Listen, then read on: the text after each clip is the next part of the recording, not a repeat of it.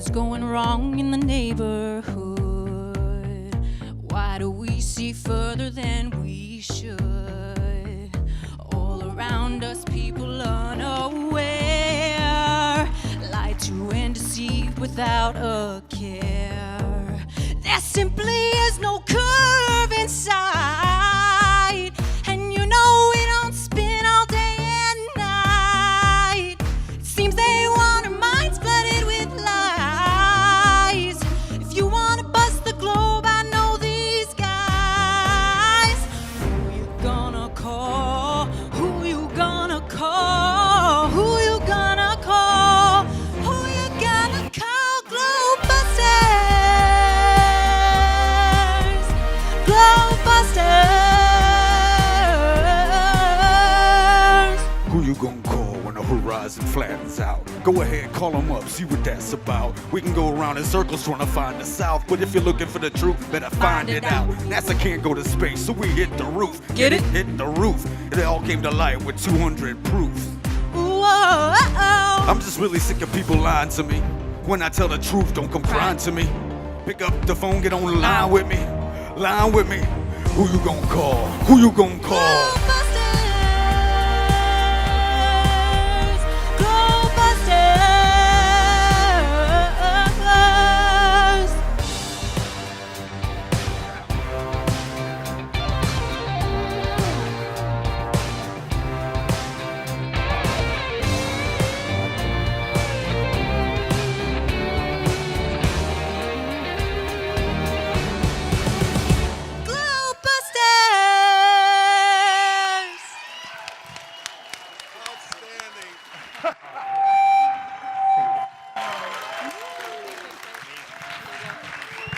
Wow. Was that incredible or what, guys? Absolutely awesome. Okay, well, welcome everybody to our Globebusters live show. I am your host of 104, Bob, and we have the privilege of actually having Amber Plaster and her husband Tony do our song for us live today, and we are absolutely thrilled that they could do that. So give it up one more time for Amber and Tony.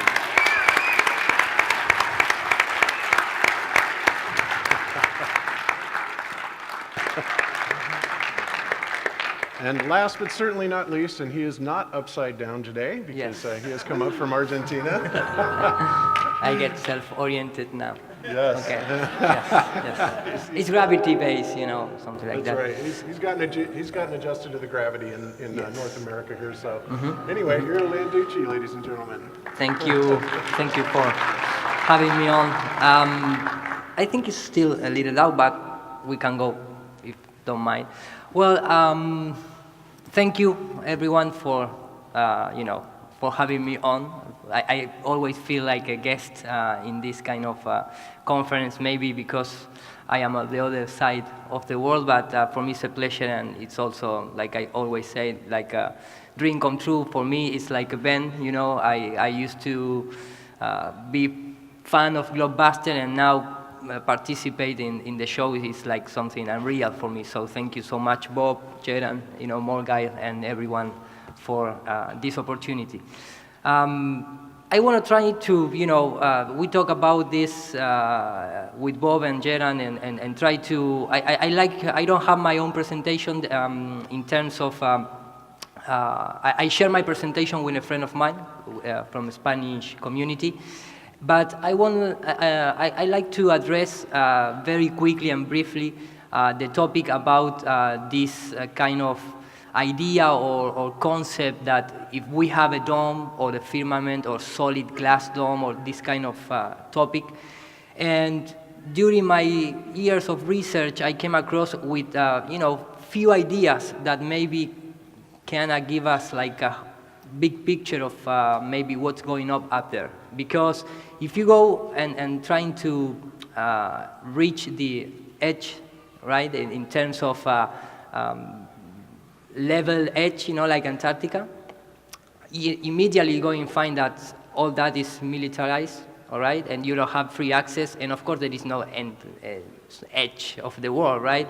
But when we talk about going down, it's really difficult. We all know the super deep collar hole as a test. That is the furthest that we can go. But we're not trying to talk about what is up there.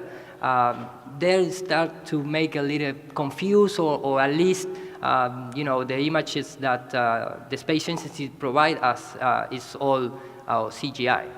After 100 kilometers, nobody knows what happened up there. So I'm going to try to put some new ideas that maybe could help to understand what's going on up there. We have the screen of my computer to share, okay?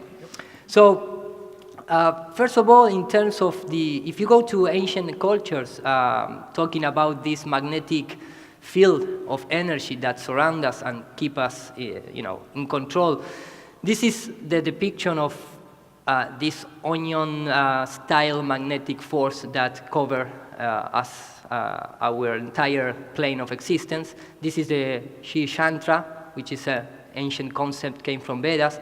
But if you go to you know, modern style, if you want to see in that way, you can see it. This magnetic field, how it's produced in real life, this dome style field of energy. This is a ferrocell with a magnetic in the center, with the magnet in the center, and you can see what the ancient concept became more real, and you can really appreciate in real life. That is the idea behind this short video.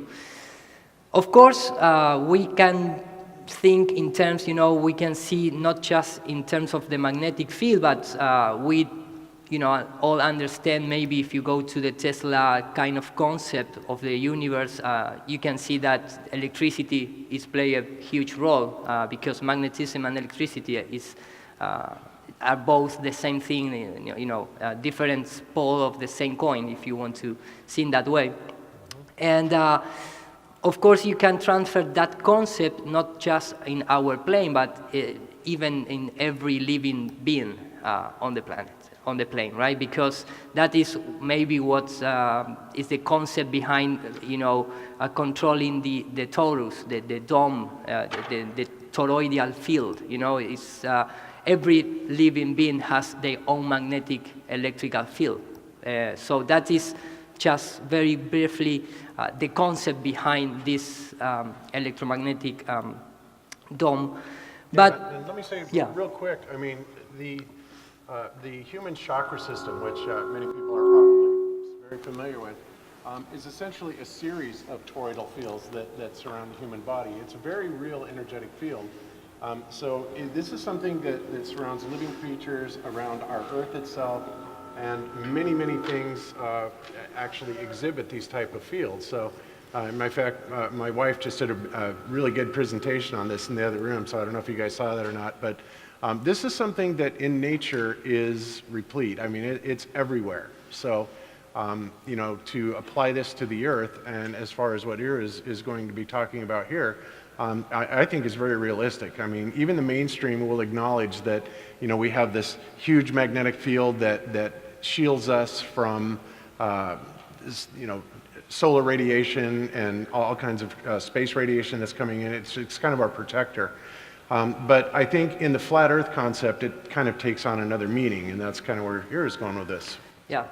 So there is a very, very nice piece of rocket launch which take place November 6th of 2015. It came from the Up Aerospace company, which is a branch of the Go Fast guys that, you know, I assume that everyone knows the Go Fast rocket and the idea that hit the dome at the beginning of the flat Earth research. Everyone believed that the rocket hit something, but it's just the yo-yo, the spin mechanism that the rocket has to self-orient it in space and, you know, stop spinning and getting crazy. But the same guys, they've been contracted by NASA after that rocket launch, and they launched this other one, which has something very special because they put the data that it's coming from the rocket. Of course, the rocket reached only 120 kilometers, and let's take a look and see what is the data that is coming from there.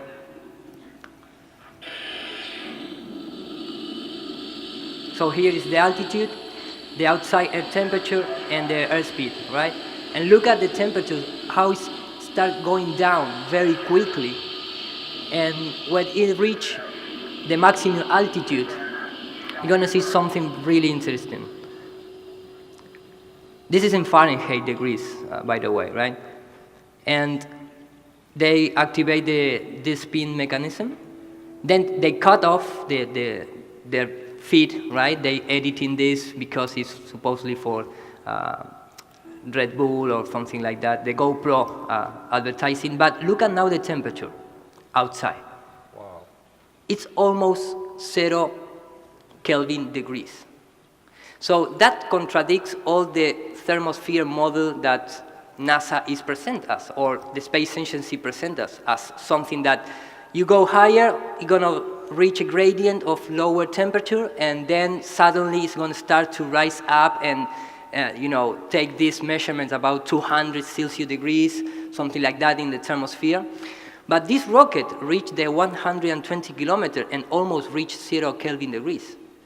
So what is important about this is that when you have this kind of temperature, you can, if you have gases, you can convert those gases in superfluidity gases, right? So let me just play very quickly because I don't have much time. So you can understand better, this guy speaks English better than me. He came from BBC, right? And you can understand what is this state in terms of the gases and fluids, right? There were more surprises ahead. In the 1930s, another strange phenomenon was observed at even lower temperatures. This rapidly evaporating liquid helium cools until at 2 degrees above absolute zero, a dramatic transformation takes place. Suddenly, we see that the bubbling stops and that the surface of the liquid helium is completely still. The temperature is actually being lowered even further now. Nothing particularly is happening. Well, this is really one of the great phenomena in 20th century physics. The liquid helium had turned into a superfluid, which displays some really odd properties. Here I have a beaker with an unglazed ceramic bottom of ultrafine glass. Ordinarily, this container with tiny pores can hold liquid helium. But the moment the helium turns superfluid, it leaks through. We call this kind of flow a superflow. Superfluid helium can do things we might have believed impossible. It appears to defy gravity. There is something always that defies gravity, right? Yeah. It's amazing. It's something amazing. But this is the most important thing. It has 0 viscosity and not produce any kind of index of refraction and no friction. So we have a fluid up there because, of course, our atmosphere is based on all these gases and much more. It's not just helium. In this kind of temperature that you achieve this kind of behavior, no index of refraction, no friction, and no viscosity. And then we have something that in our modern age you can hear about it, which is superconductivity. And let me just play very quickly, and after this, in 3 minutes, I finish the presentation. No problem. You're good.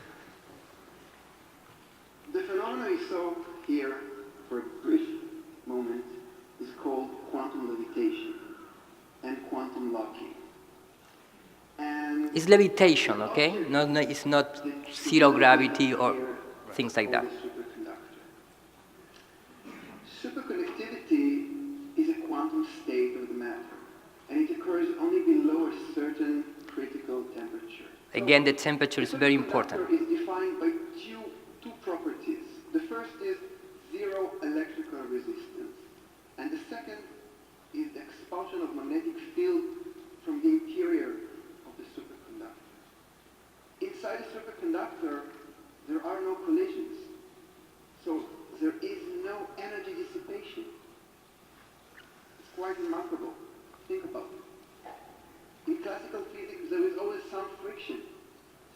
energy loss, but not here, because it is a quantum effect.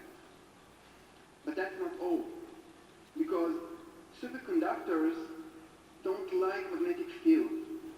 The combination of both effects, the expulsion of magnetic field and zero electrical resistance, is exactly a superconductor. And let me show you how this works.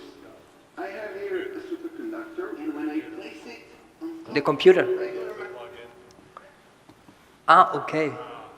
You don't hear nothing. Okay, man, but you need. All right. Well. We can hear it. Yeah. No, I assume that it doesn't matter. I mean, the guy explained it. Please go ahead. Yeah, I was just going to say basically what all in all is showing us is many people believe that there's a dome. Maybe it's a glass dome. You know, even some people on this panel might believe that. But really, when it gets down to it, the gases that we have in the upper atmosphere mixed with the temperature that we have in the upper atmosphere being, you know, at the height that we saw that rocket It is being nearly it's 0 Kelvin, HTML. tells us that we can create that kind of dome without a glass piece, or, you know, a lot of people, of course, we have Chris outside with the domes. But does that make sense what we're saying here? Yeah, I mean, this guy explaining about the condition for have superconductivity. So that means zero friction. And for doing that, you need lower temperature, almost 0 Kelvin degrees. So if you go to the atmosphere itself, we have, of course, compound, you know, our atmosphere is presented a variety of gases, as you know. But there is one particular gas that it's called sulfur, hexafluoride of sulfur. I'm sorry for my... Sulfur hexafluoride. Thank you, man. There you Thank go. you. And this gas has a particular properties because it's colorless, it's non-toxic, okay, non-flammable, and it's also 6 times heavier than the air. So, and every time that, for example, a volcano is the name in English, volcano, make eruption, it's fill up our atmosphere with this gas, and this gas remain there 3,200 years each time. For example, a volcano make this kind of eruption, right? So you can imagine how much of this gas is in the upper atmosphere. So the thing is, when we're talking about 6 times heavier than the Earth, we are talking about, for example, this is just a tinfoil, you know, kind of boat that is putting inside of this container with this gas. Of course, you cannot see it because it's colorless, it not produce index of refraction, it's not produce friction, it's not nothing. But, of course, this guy can manage that gas as will be a liquid. So we have this property of heavy thing, you know. Then you have another property, it's you cannot, you know, you don't have ignition in terms of fire. So imagine a rocket up there. I don't believe that these things can be turned on. And that is maybe why at certain point they shut down all the engines of the rocket, and they just, via inertia, it's the only thing that you can do up there. But also, it's not allowed for electricity. You can see right now, they put inside, and the electricity is turned off, and when it came outside of the gas. So you can start see where I'm going, maybe. This is also for sound. I don't know if you can hear that? How slow down the frequency of the sound? So in few words, this gas, along with the other standard gases, the CO2, for example, is more heavier than the air too. It's not just this gas. What I'm trying to point out is that we have this gas which is really heavy than the air and is really present in the atmosphere, and it has all these conditions to not allow maybe for our technology to, you know, operate at that kind of condition. And for finish that, this is a video from the Space Agency from Germany, and they're gonna launch this sounding rocket. They are really small, like 40 centimeters and 6 meters high. It's just really, it's like an arrow. It's like a symbol of, you know, throwing an arrow to the dome. And the nice thing is that, of course, it's going to be very fast because it's very lighter in comparison with the space shuttle or all this Hollywood, concept that they supposedly send at 60,000 miles per hour. Look, hear the sound, how it's going to start changing, and there is no more sound. It reached the Mach 6.5, which is really fast. I don't believe the space shuttle can reach even the half of the speed, based let on alone his... Mach 25 or 33. Yeah. Right. Yeah. So then make this separation, and they don't give us the live feed because they say that you need to pay for look at that. But when this re-entry to the atmosphere, look the orientation, it's like floating. It's like they enter in another kind of viscosity or fluid situation. It's not 0G this, because in fact it's 100 kilometers. But then hear the sound of the air and look how the rocket behaves. Like it's just jumping from one viscosity to other, and you can see even like drips of water up there, kind to enter in our atmosphere. And then you have this condition of self-orientated. And it's very strange because the rocket doesn't have any kind of self-oriented. They only have the property to stop the spinning, but not to self-orient. It's like something that is belong to nature, that kind of... this is another one. You can hear how it's like a boat splash entering the atmosphere. And you can go all the day long, looking and sounding rockets, and all behave the same. In fact, I have here very quickly a comparison of different rocket launches, and you can see how they self-orientate, like it being induced maybe some kind of electrical or magnetic property. But the nice thing is that these gases, if you keep cooling down, they crystallize. So we only reach this altitude.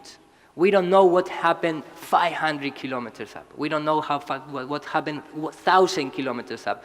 But if you follow the line, it's going to be cooler, maybe, much more and much more, most high you go. So you're going to reach a certain point where the gas is going to create like a crystal, like a barrier, via nature properties. You know what I mean? It's kind of like a glass stretched out over the heavens. Yeah, and yes, exactly.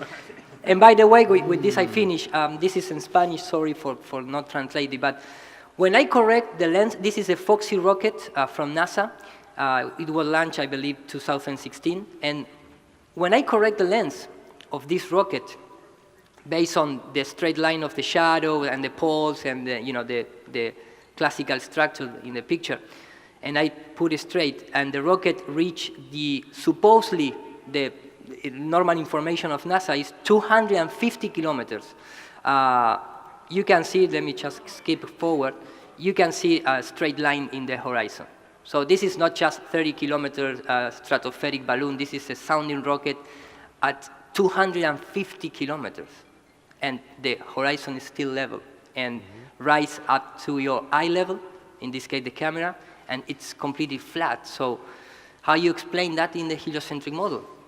There you have the official camera, and this is the correct one. And even in the official camera, at a certain point, you're going to have this straight line, which is, technically, is, for me at least, in my opinion, is not much with the heliocentric model. So this is all I got, and thank you for the time. That's excellent, Iru.